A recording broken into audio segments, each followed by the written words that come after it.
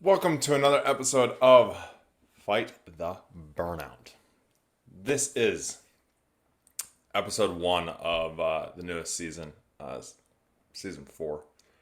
Uh, and this season, we're going to do something a little bit different. We are only interviewing first responders, uh, mostly police, along with other first responders such as dispatchers, nurses, doctors, uh, military vets. And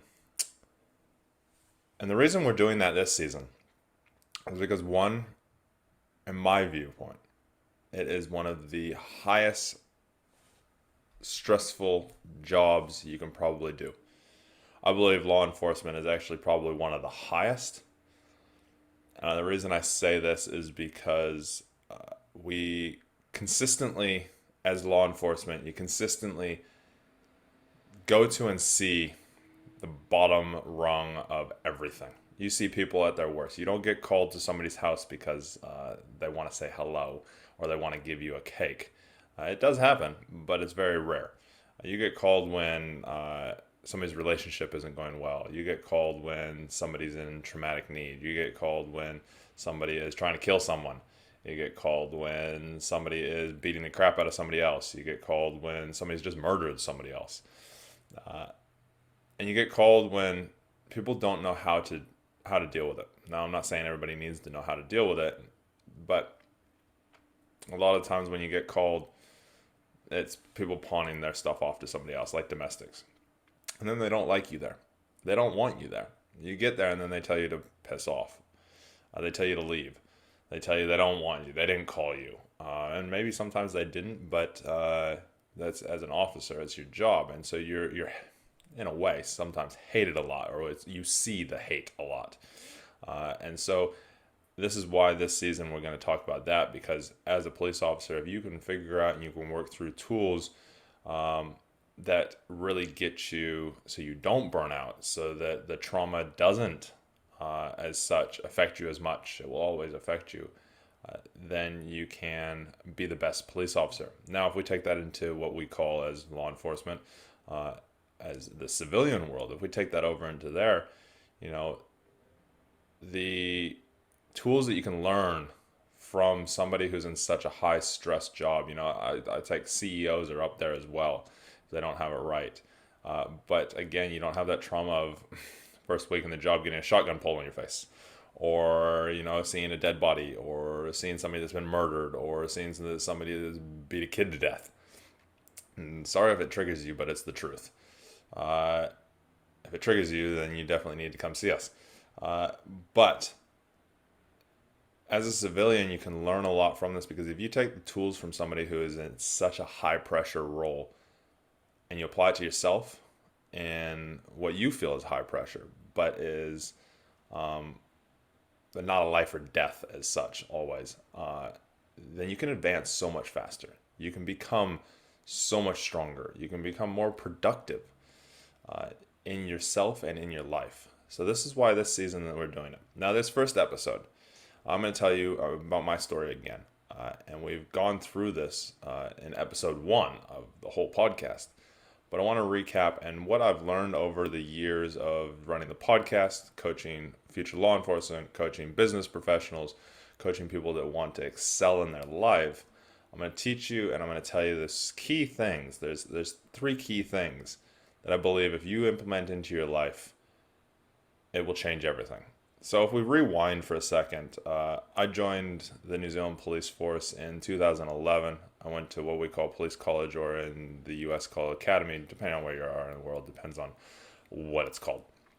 But before that, I am originally from California, now live in New Zealand, have done since 2004. But I grew up sailing around the world, so I had lots of fun times, but lots of trialing times as well, just like we all do. And as a teenager, it was different. And then I got here, met my now wife, and then decided to join the police force instead of going into sailing. And I joined the police in 2011, and I'm an outgoing, bubbly kind of person, and instantly started to shove that away. Started to push myself away in a way to try and fit in. Now, this is past trauma things from when I was a kid, so this is kind of leads us into tip one, is deal with your shit, deal with your past, and work through it and figure out what those stories are, as I call them. What stories come up for you in the past? Because I was having stories around, needing to fit in, otherwise I'd be bullied, needing to not be judged, needing to not have self-doubt. And so that started quite early in my career with the unit that I was working on. And then from there, I then carried on, and I was serving my purpose. I was serving what I wanted to. I'd go to domestics. I'd spend extra time with victims, with offenders, didn't matter who they were. I would have a conversation with them. I'd talk to them. I'd try and work through things. I'd try and figure out what's going on. Why do they keep doing it? When we pull them up on our system, the rap sheet goes on and on and on. Why do they keep offending? And so I kept asking them questions, and I'd ask them why, and I'd ask them, what's going on in your life, and I'd spend extra time. And again, comes back to task number one is deal with your past. Is I would then feel like my partner or my colleagues would, judge me for that stuff, for doing that, for giving more, and judge me as if, it's just the new ambitious cop who, wants to save the world. And yes, I was. We all are. And we lose that because we don't deal with our past. And once you deal with that past, then you start to not care what your partner gives, and you're there for number two, your why. I believe that if I had identified and put my why into a statement, it would have changed my entire policing career, because I wouldn't be sitting there focused on my partners and my beliefs of what they were thinking and my stories that I was projecting onto them. By working through my past stuff, I would have been able to identify my why. And my why, as you've heard from previous episodes, if you listen to them, or you'll hear multiple times in the coming episodes, my why is to create less pain for myself and others to create the best version of ourselves. I'll repeat that again. My why is to create less pain for myself and for others to create the best version of ourselves. So in turn, it's serving consistently. So finding that why, I was serving it in the beginning. Then I let the task number one, to deal with our shit, deal with our past, all the things that happened for us. Once I was able to deal with that after I left the police, life's completely different. If I had dealt with that before I joined or while I was in and found my why, I would have continued on that path. Instead, my stories and losing my why is what happened. So then I carried on in my policing career and got to a stage where I felt like none of it mattered. It was, what is the point of this? What is the point of all of this that I'm doing? Because it's just continuous. Nobody cares. Everybody's bad. Because I started to run from my negative stories, and I lost my why. And that leads us into number three, is continual growth. Continually talking about this, continually working through it, continually reflecting on it, continually bringing yourself back to task 1 and 2. I was not continually growing. I jumped from unit to unit, from place to place, and was searching for external things. But this comes back to task number 1. Deal with your shit. Sort your stories out. Figure out where they came from. Why are they there? What are they causing? Why do I feel like I'm being judged all the time? Is it because I'm judging myself? Or no, it actually has to do with the fact that I don't want to be abandoned. I don't want to be left alone. And that all comes from my past, from my dad going off to chiropractic school when I was a kid. In turn led into other stories. And so once you recognize it, then you can actually pull the weed out and figure out what you want to do with it. So that's number 1. But going through that and continual growth around this is number 3. And as a police officer, we continually have to do that because times are ever changing. If we look at what's happened, over the last 5 years, or since 2015-16, lots has changed in policing in the world. So if we're not continually growing with the world within ourselves, then we end up staying stagnant and we feel like, what does it all matter? And that's when we start to burn out. Because when nothing matters, when you have nothing to hold on to, we get lost. This is when depression comes in. The feeling of being lost, the feeling of not having anything.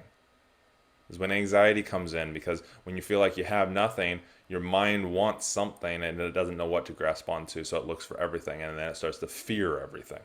We go back to our 2 million year old brain, which is fight, flight, or freeze.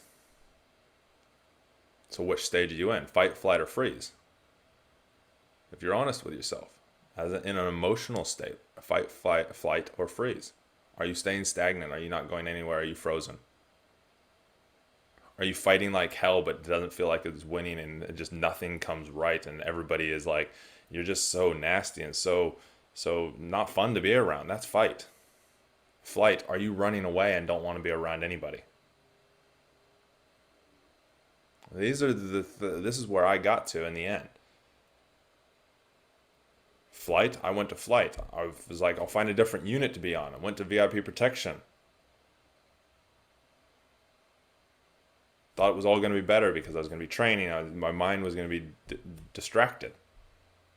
When really I needed to deal with my own past stuff. I needed to deal with the dead bodies that I'd seen. I needed to deal with the fact that, my partner got assaulted and I felt like it was my fault, and deal with why I felt like it was my fault. Maybe you can relate. And then I got there, and then it was fight. It was like, okay, I'm fighting for this. I need to make a difference. I need to learn as much as I can. I need to make training things. I need to make this happen. And then because of my old stories and not knowing my why, not living from my why, I became frozen. And then I was like, screw it all. I'm done with this. Done with my relationship, done with work, done with everything, and then jump back into that flight. I wanted to run away. And in a way I did. I went to the US, I did a motorcycle trip. But the difference with that one is it was not a motorcycle trip to run away, it was a motorcycle trip to refine myself. And I had a purpose. This is number 4, the bonus. Always have that purpose. Comes back to number 2. Know your why. Or as a lot of people call it, your purpose. But this purpose is not like everybody thinks. It is not your family. It is not work. It is not the house over your head. It is not to help people. Those are all levels of your why. Your why has multiple levels and layers like an onion.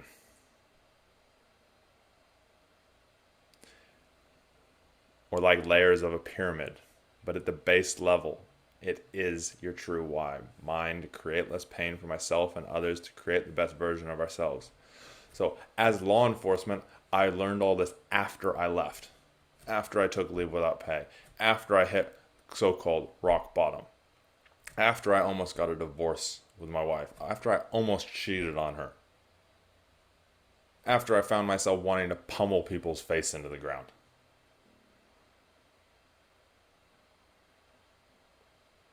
You don't need to get there. Those 3 things.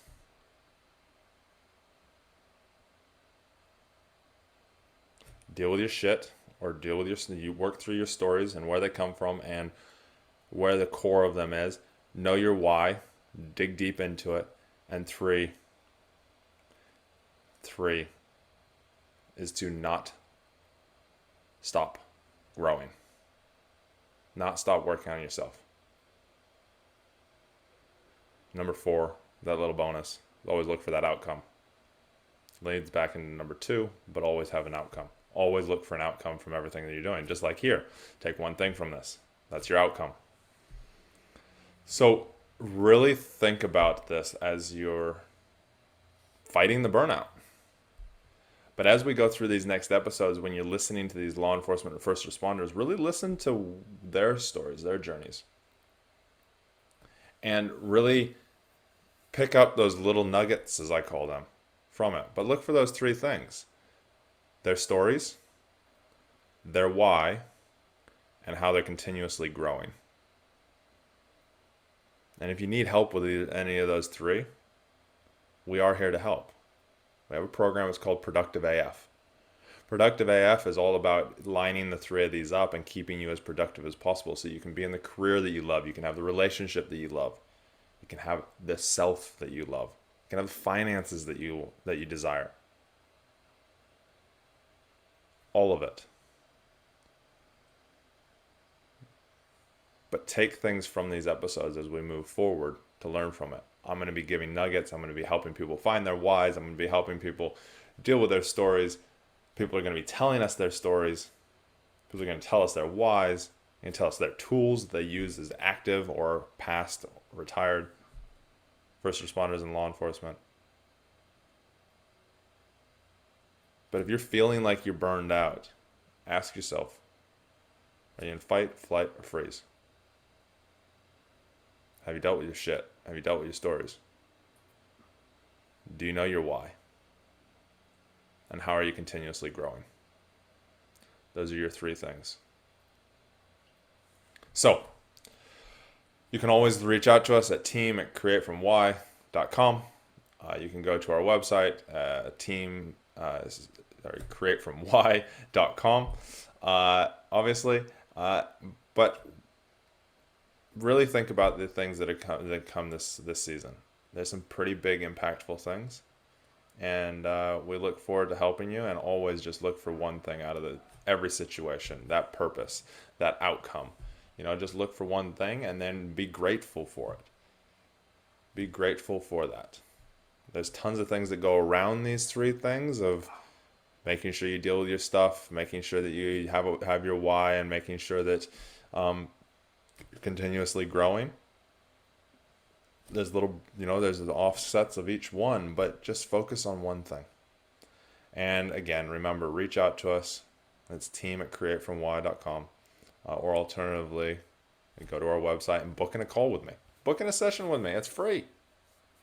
You're going to create your plan for becoming that productive AF person in your life, your relationship, your finances, your career, all of it. So, we love you. Thanks for listening. And we will talk to you again very, very soon. And I hope you enjoy this season with first responders and law enforcement. Love you.